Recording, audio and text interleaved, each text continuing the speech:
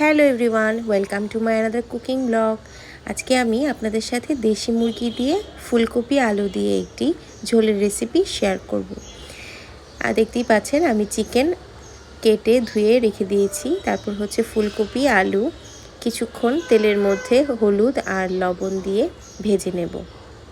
একটু ভালোভাবে ভেজে নিতে হবে যাতে ফুলকপি আর আলুটা লাল লাল কালার চলে আসে।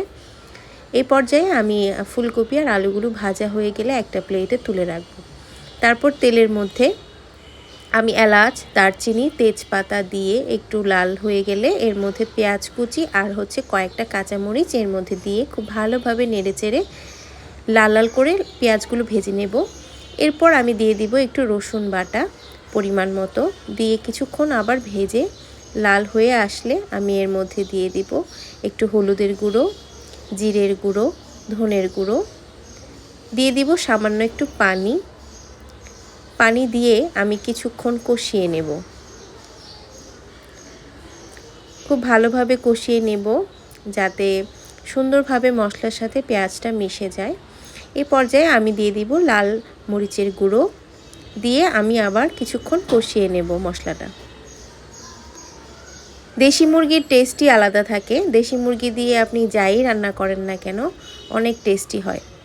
সেই সাথে দিয়ে দিব একটু লবণ স্বাদ মতো, দিয়ে আবার নেড়ে চেড়ে আমি এর মধ্যে ধুয়ে রাখা চিকেনগুলো একে একে সবগুলো দিয়ে দিব। দিয়ে খুব ভালোভাবে নেড়ে চেড়ে মশলার সাথে আমি চিকেনগুলো মিশিয়ে নেব যাতে করে মশলার সাথে চিকেনটা খুব ভালোভাবে মিক্স হয়ে যায়। কিছুক্ষণ এভাবে আমি ভেজে আমি এর মধ্যে সামান্য একটু পানি দিয়ে কিছুক্ষণ ঢাকনা দিয়ে দিব। যেহেতু দেশি মুরগি এটা একটু সেদ্ধ হতে কুক হতে একটু সময় লাগে। এই পর্যায়ে আমি ঢাকনা খুলে দেখব যে আমার মোটামুটি চিকেনটা সেদ্ধ হয়ে এসেছে। তারপর আমি কিছুক্ষণ আবার নেড়েচেড়ে কষিয়ে নেব। কষানো হয়ে গেলে আমি এর মধ্যে আলু আর ফুলকপিগুলো উপর থেকে দিয়ে খুব ভালোভাবে চিকেনের সাথে মশলার সাথে ফুলকপি আলুগুলো ভেজে নেব। সেই সাথে দিয়ে দিব আদা বাটাটা আমি পরে দিয়েছি, যার কারণ হচ্ছে আদার স্মেলটা যাতে ঝোলের মধ্যে থেকে যায়। কারণ আদাটা পরে দিলে হয় কি ঝোলের মধ্যে মিক্স হয়, আদার স্মেলটা থাকে। আর আগে দিলে হয়তো আদাটা পুড়ে যায়, সেজন্য আমি মশলাতে আদাটা একটু পরেই দিই। তারপর দিয়ে দিয়েছি ঝোলের জন্য গরম পানি। পরিমাণ মতো গরম পানি দিয়ে চিকেন, ফুলকপি, আলুটা সেদ্ধ হওয়ার জন্য কিছুক্ষণ দমে রেখে দেব।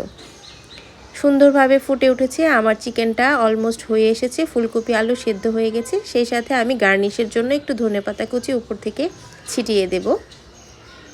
তৈরি হয়ে গেল আমার মজাদার ফুলকপি আলু দিয়ে চিকেনের পাতলা ঝোল। সবাই অবশ্যই ট্রাই করবেন।